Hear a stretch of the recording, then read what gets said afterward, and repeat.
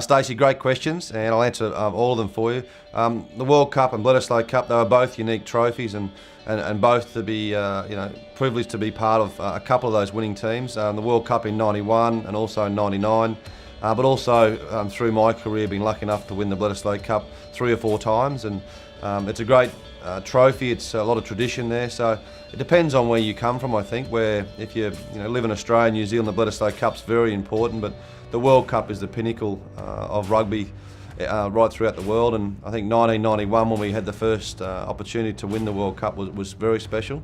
But the Bledisloe Cup holds a dear place in my heart because of we only just across the creek from the Kiwis, and everywhere you go around Australia, you always bump into a Kiwi rugby supporter. So haven't had it for a long time, so hopefully this is our year. The hardest hitting player, I suppose, Frank Bunce from the All Blacks was certainly one that when you ran towards him, he'd cut you in half virtually most of the time. And Jonah Lomu was the same. But there were some great centres around the world that I played against, was hard defenders. Zinzan Brooke from the All Blacks is another one that stands out. But certainly most players in the back row, especially the Springbok players, later in my career, AJ Venter and those sort of players were damaging tacklers.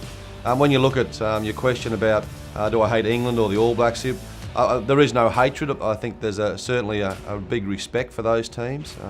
When you run out at Twickenham against England, or you run out at Eden Park against the All Blacks, it's a special occasion and something that you treasure. But there's certainly no hatred, but there's a lot of respect for most international rugby teams around the world.